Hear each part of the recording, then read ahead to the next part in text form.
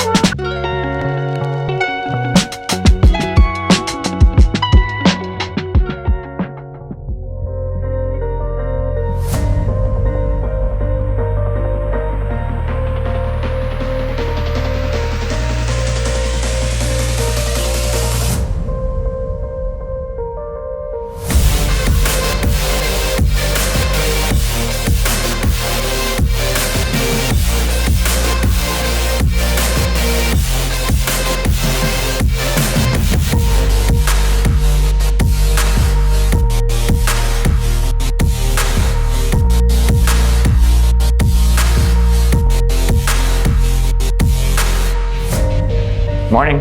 Morning.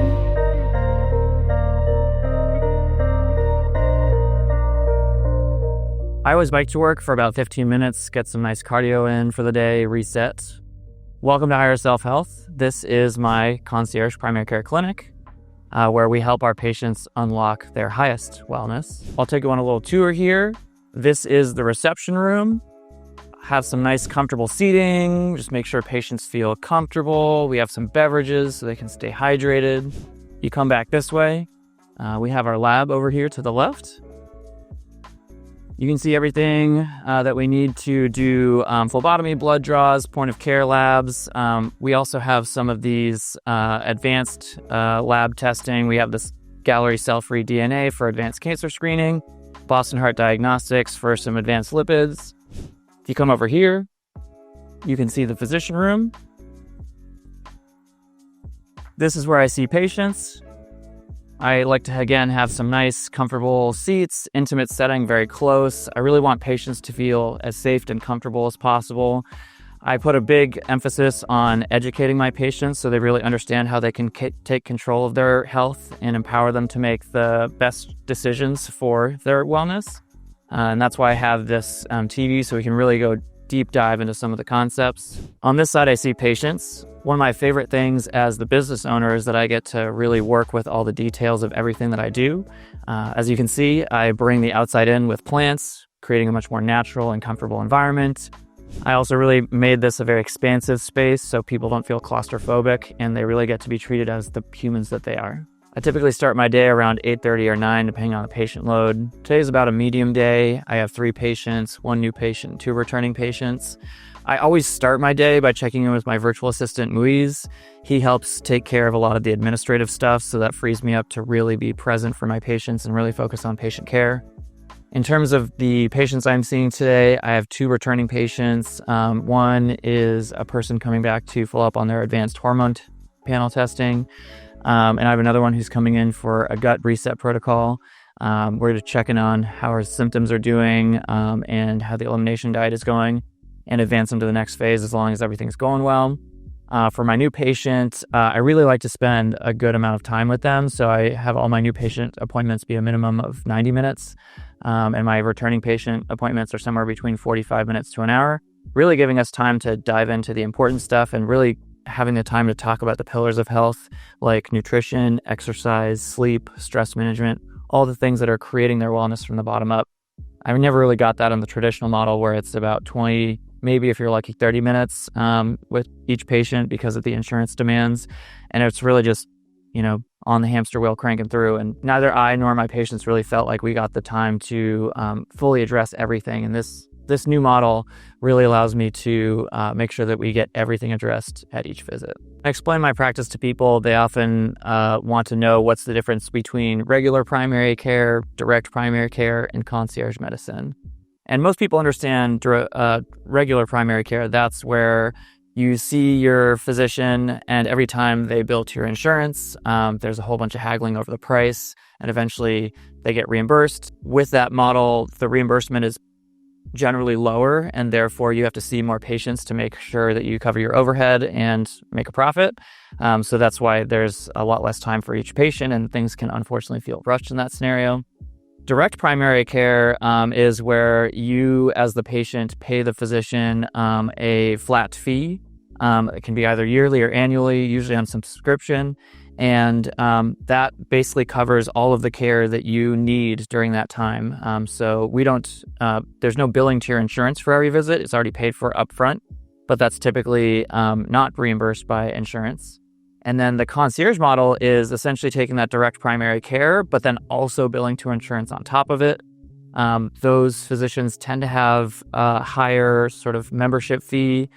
They tend to be a little bit more on the side of having very, very few patients, but being very high touch or very available. And the main reason I switched from that traditional model to the direct primary care / concierge model is I really wanted way more time with my patients, really being able to talk about everything in depth and giving them the time that they both wanted and deserved, as opposed to being shoved through a giant system.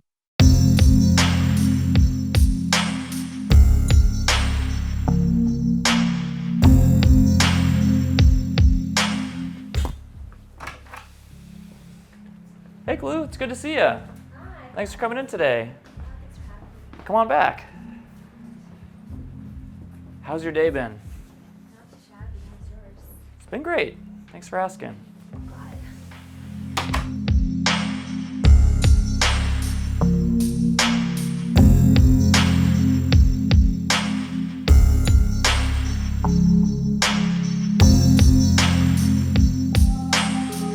I want to thank you again for coming in today. I feel like we got a lot of really good, important stuff done.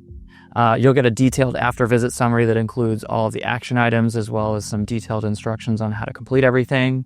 If you ever have any questions, please feel free to reach out directly to me. You can get a hold of me directly through the messaging.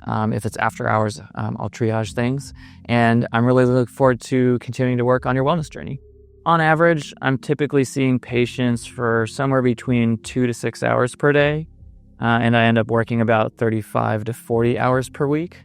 As the solo business owner for my private practice, I'm also in charge of all the operations side of everything, meaning I have to work behind the scenes to make sure all the systems are in place and everything functions smoothly. Some things I'm doing in that area include updating my website, jpvallettemd.com, so I can attract more patients here in the San Francisco Bay Area. I'm also working on continuing medical education since I work in functional medicine and longevity specialties. That means I'm really kind of on the cutting edge for a lot of this stuff, and that means I need to keep up with a lot of the newer literature and continue to expand my knowledge base so I can serve my patients as best as possible. I think a lot of patients are looking for the higher level care and the cutting edge because of certain influencers like Peter Attia, David Sinclair, Brian Johnson. I'm really trying to take their healthcare to the next level as opposed to the traditional model, which is, oh, you don't have any diseases, like you're fine, go away. And really getting into that model of what is the healthiest or the most optimal that you could be from a physical and from sort of a spiritual and existential standpoint. Because I think most people aren't just trying to be average, they'd rather try and set higher goals and really reach for their optimal wellness, which is what I created this whole clinic for. I just finished my last patient encounter. It was a really energizing one because I got to make a breakthrough with my patient. He's a very high-powered CEO who's been focusing a lot of his time on his business, and he finally came to the realization that spending all of his time trying to achieve wasn't as fulfilling as he really thought it would be, and that he's ready to start spending more time with himself and with his family. And now that we have helped him realize he can realign his values and his priorities, he's going to make some big progress. And I'm so grateful that I get to do this with my new model. In the old way, I wouldn't have been able to do this with only 20 or 30 minutes per patient.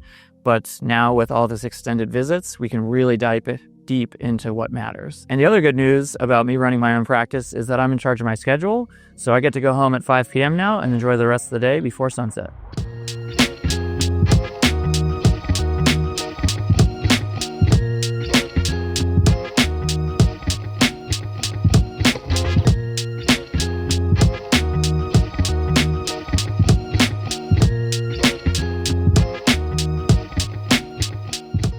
A common question that people have is, what is functional medicine? And I wish that the name itself were more obvious in terms of what it meant. But the big framework of functional medicine is really working towards a curative or root cause analysis when it comes to medical treatment. So understanding what the underlying dysfunction or disturbance is that's leading to the ultimate outcome. And it also takes this optimization lens to everything, where we realize that most things are on a spectrum, and you have official cutoffs where this is where prediabetes starts, this is where diabetes starts. But someone who's on the edge of normal versus someone who's just on the borderline low of prediabetes, they're like 1 or 2 points away. So it's not like we should be doing nothing the entire time that they're in the high range of normal before they hit prediabetes. We should actually be intervening from the original part where we're keeping you as healthy as possible as opposed to being reactive to things. So for me, functional medicine is really getting into like the nitty-gritty of the biochemistry of how everything works, and seeing the human body as a big interconnected web of different systems that all influence one another. And it's really about trying to support normal, optimal function at all these different places so that the entire system hums along well, instead of there being parts that are not working well that start crumbling the rest of the system that depends on them. My original entry point into longevity medicine was much more personal. I have always been interested in being as healthy as possible and trying to be the best version of myself. And so I got into a lot of, Peter Attia's work and all these other things to try and be as healthy as possible. And as I got more into that space, I realized that more and more of my patients would either benefit from that or were asking me directly about it. And in the traditional model, I just never had enough time to get in depth as much as you would need to talk about all these preventative things. So when I decided to start my own practice, I really wanted to bring in a lot of these health optimization and longevity practices so that I could give my patients the highest quality care possible. And one of the, driving forces or the mottos or philosophies of my practice is that I want to be recommending things that I would feel comfortable doing myself, or I want to try the different things to see if they really do work with a person's life or they do have impacts that are meaningful. So whether it's wearing a continuous glucose monitor, or whether it's doing sprint interval training for exercise, or whether it's, working on avoiding screens or blue blocking or something else when it comes to sleep management, anything that I'm asking my patients to do that is physically possible for me to do, I do that myself. Obviously, I can't do everything. Like I can't do postmenopausal hormone treatment, but I want to make sure that I stand behind all the different things that I'm doing and that I have a first-person perspective so that I can speak from my experience and give them the pro tips to really help them incorporate these things more meaningfully into their lives. Once I get home, I typically make dinner for myself. I like to cook most of my food so I can stay on top of my functional nutrition. After that, I usually go do something for fun, whether it's staying in, having a quiet night, watching a movie, or going out with friends, or exercising with acro yoga or weightlifting. Just doing something that really feels fun and brings some positivity in my life is what keeps me going for the rest of the day. And I typically go to bed around like 10:30, and my mornings start around 6:30, so I get plenty of time to sleep and recharge. Functional medicine isn't so much a specialty as a way of thinking about patients and healthcare that really uses both a very zoomed out lens to see the complex interconnected systems that create the human that's in front of you, while also taking that incredibly zoomed in approach from like the molecular biochemistry to see how different, mitochondrial enzymatic processes create energy, for example. There's lots of different ways to get to concierge medicine, but the most common ones are through primary care. So specialties like family medicine, internal medicine, pediatrics. There's some OBGYN practices who do that. My specific training was in family medicine. I liked that more than internal medicine because it was more clinic-based and outpatient-based, got a lot more of the continuity of care, and was less hospital-based. I personally went to UCSD for med school, which is where I met Kevin, who you guys know as Dr. Jabal.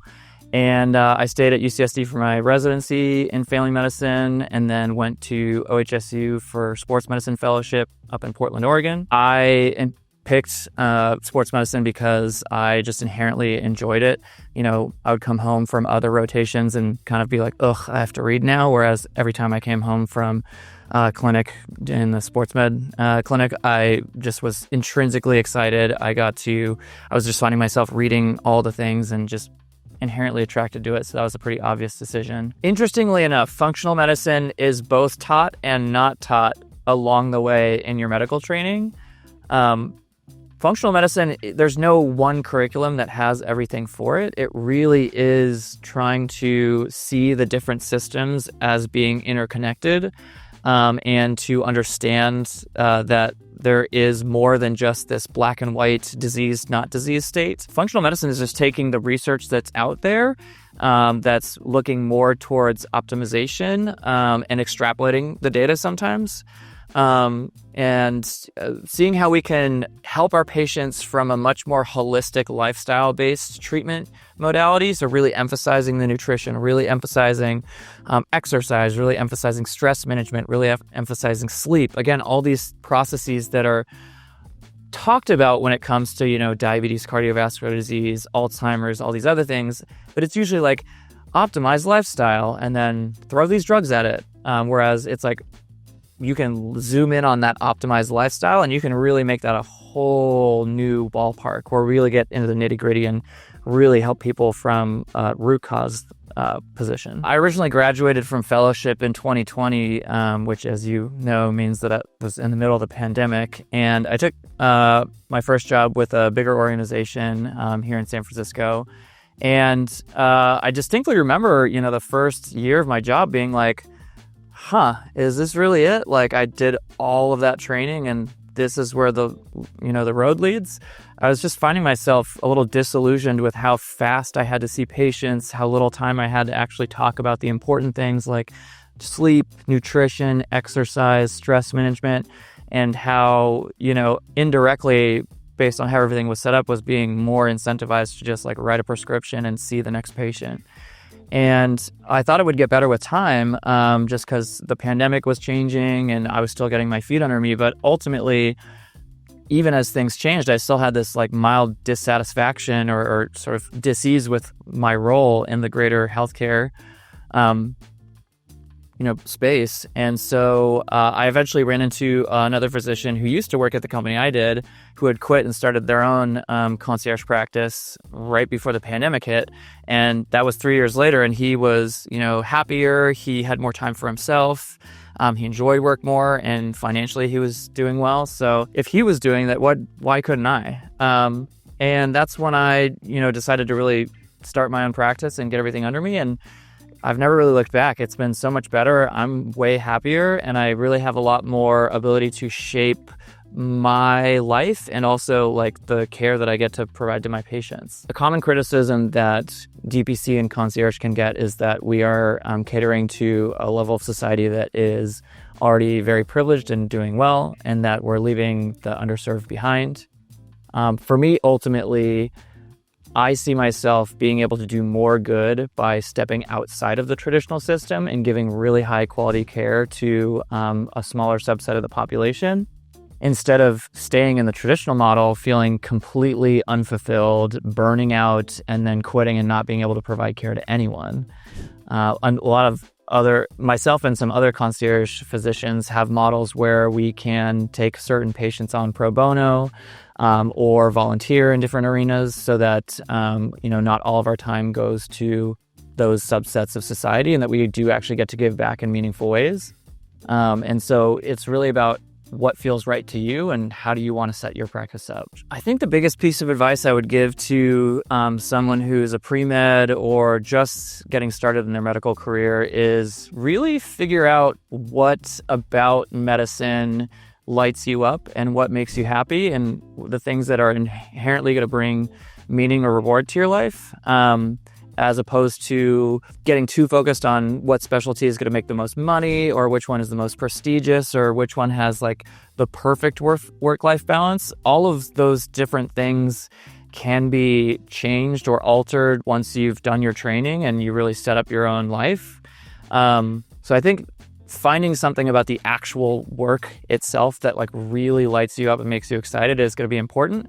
And for me, that meant just like doing the sampler platter, trying every little thing, keeping an open mind as to what I might be doing. And then as I found something I liked, just kind of navigating more in that direction. Life's a big experiment. And so unless you actually go out there and try all the different things, you'll never really know what could be or what you want to do. Yeah, if I could go back in time and give myself a piece of advice when I was early in my training, I think the biggest thing for me would be to be less afraid of failure and see that more as a stepping stone to getting better at whatever I was doing. I really feel like there is this attitude that gets beat into you in medical school that is, first do no harm, which is incredibly important. We want to make sure we're serving our patients and that we're not, experimenting on them. But at the same time, failure is a normal part of the learning process. And so to be able to feel more comfortable failing in just my personal endeavors or, going out and trying new things and not getting so attached to outcomes would have allowed me to sort of customize or expand my world in the way that I'm doing now much sooner, and leading a much more fulfilling life and feeling much more happy with everything that I'm doing. I think really failing at things so that you can become better, and just seeing that as life as one grand experiment. So go out there and change some variables and see how it goes. Yeah, I think for me, what makes great patient care and a great patient experience truly comes down to the doctor-patient relationship. That's one of the things that I've been trying to restore the sanctity of, is that, I'm your doctor. I know who you are. You're not just a number. I don't have to look your chart up every single time because we know each other. And you feel safe and comfortable with who I am and how I interact with you, and knowing that your information is private and that I understand what your priorities are. The big thing that I never felt like I had the time for in my old job was literally just time to spend with my patients, getting to know them, what their values are, what their daily lives are like, what they have the bandwidth for in that moment, so that I can customize their treatment plans to them. Ultimately, in our medical training, we get so much important training on all this stuff that is science and medicine related, like what drug should I use for these indications, or, what risk factors are going to be the most, worrisome when it comes to cardiovascular disease. But when it comes to taking that medical science knowledge and translating it into a patient care plan, that's where the art of medicine comes in, and really knowing your patient well and having them trust you, which is established through rapport over time, is what helps you get there. Because I can tell you to do all the different things, or you may already know what all the things to do are, but it's usually the patient has trouble figuring out how to implement those. And that's the art of medicine that I really like, that I get in the concierge model, which is, who are you?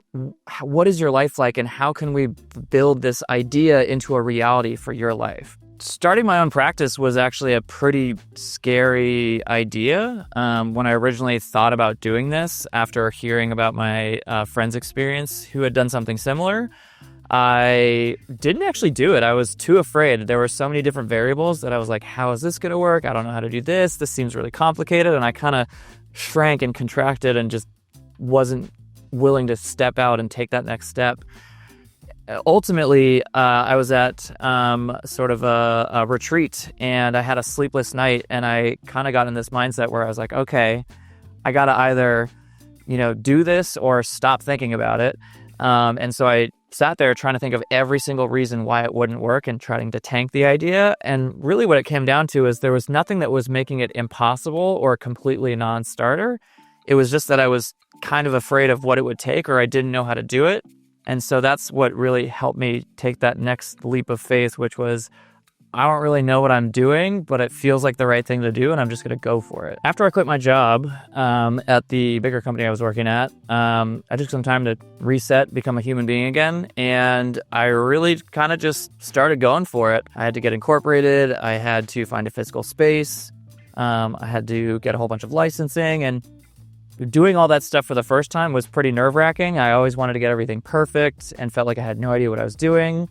And as a business owner and running my own practice, it's been a huge growth opportunity for myself because I've been able to get rid of a lot of my perfectionist tendencies and just get better at having not a complete idea or a full picture of what I'm doing, but knowing enough to get it at least 80% right and then fix it on the back end. And it's really been an enjoyable experience for me to truly get to customize everything, really be in charge of the patient experience, being able to spend the time with my patients. I'll be honest, for a lot of this, it was extremely nerve-wracking. It's been a whole roller coaster ride. Having no idea what I was doing, flying by the seat of my pants, sleepless nights where I'm like, what did I sign myself up for? I got this 5-year lease and who knows if I'll even be here in a year. But just trusting myself one step at a time has helped me get across the finish line. And in terms of where I am now compared to what I had in mind when I originally set out, it's nothing like it, but it's probably even better, and I'm really happy with where I'm at. And as I look forward to trying to continue to improve things, it's really about creating the patient experience that I would want as a patient, making sure that it's really high quality, lots of personal touch, not crazy expensive and affordable for kind of the average person. And also just as seamless and easy and hassle-free in the way that the traditional system really doesn't help anyone. Originally, I was like, I'm going to start with 50 patients because I thought a lot of the people that I had at my old practice who said they were going to follow me were actually following through on that. And then only 10% of the people who actually said they were going to follow me did. So then I had to change my model. I was originally going to hire someone to be physically in person and run the lab right off the bat, but then I had to go the virtual route as I was gaining more revenue. I would say that, we wanted to get wearables like Oura Ring, Fitbit, all that stuff integrated right off the bat, but the IT stack has been taking longer to get rolling than I thought. There's just all these little hitches here and there, but they really do teach you about actually, is that really important? Is there another way to do it? Can I make this even better because I didn't think about this other possibility? So I'd say there's lots of different things that I'm still working towards from that original model, but I think there's other ways that my practice has been even better, both for myself and for my patients, that I hadn't even thought about when I first, started writing it out on the back of a napkin. And that's a day in my life. If you're interested in learning more about my practice or potentially becoming my patient, you can always visit jpvallettemd.com. And for anyone who's considering entering medical school or is applying to residency, I strongly recommend medschoolinsiders.com.